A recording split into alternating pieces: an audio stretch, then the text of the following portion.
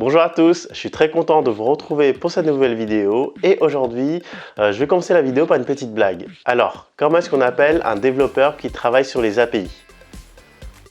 Un API-culteur.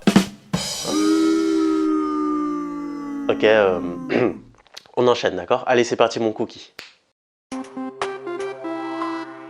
Cookie connecté.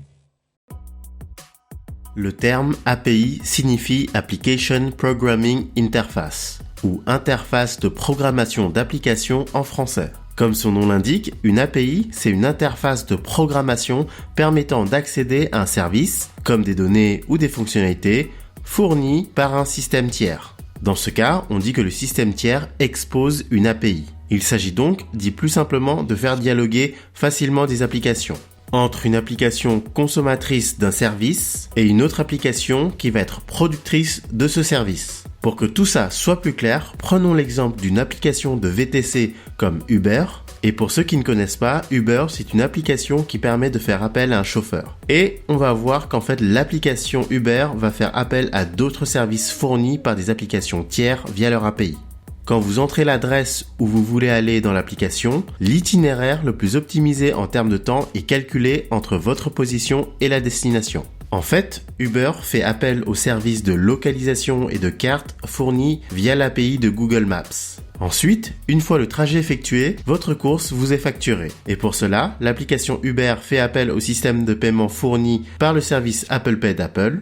Dans cet exemple, l'application Uber a donc utilisé des services fournis par deux API différentes de deux entreprises extérieures. Et en contrepartie de l'utilisation de ces services, Uber paye évidemment Apple et Google.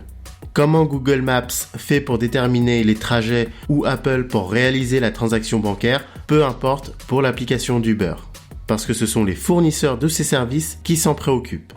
Les développeurs de l'application Uber ont juste à intégrer ces services parmi les fonctionnalités de leur application. Pour l'utilisateur, c'est transparent bien évidemment, pour lui tout passe par l'application Uber. Pour les développeurs, les API simplifient énormément le développement d'applications.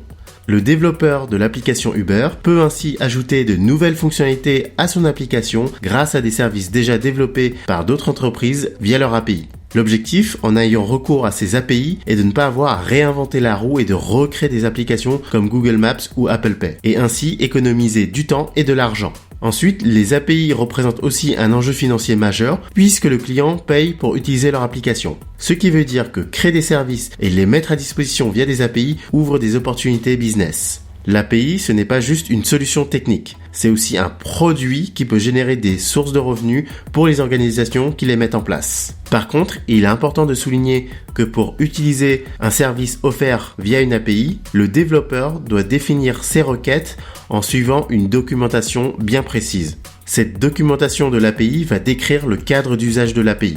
En gros, ce cadre d'usage explique comment fonctionne l'API et comment l'utiliser. Quelles sont les données accessibles, quelles sont les conditions d'usage, les garanties de disponibilité et de performance, mais aussi la durée du support de la version d'API, etc. Et à partir de cette documentation de fonctionnement de l'API, le développeur pourra programmer son application de façon à ce qu'elle puisse utiliser les services des différentes API. Enfin, vous allez souvent entendre parler du terme API REST. Une API REST, en gros, c'est une API qui a été construite en respectant les standards du web. En effet, REST, c'est une architecture logicielle basée sur le HTTP. Et le HTTP, pour Hypertext Transfer Protocol, c'est un protocole de référence qui définit les communications sur le web. Et on va donc s'appuyer sur ce protocole HTTP pour concevoir cette API REST. L'objectif étant d'exploiter pleinement le potentiel du protocole HTTP. Dit autrement, l'API c'est le quoi et REST c'est le comment. Dans le cas de l'API REST, les échanges sont réalisés à partir de requêtes HTTP, le serveur reçoit donc une demande et renvoie une réponse comme on l'a vu.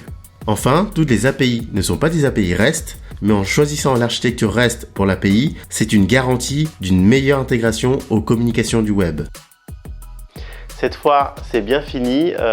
Juste abonnez-vous et mettez un pouce bleu si ce n'est pas déjà fait. Et nous, on se dit à bientôt. Ciao!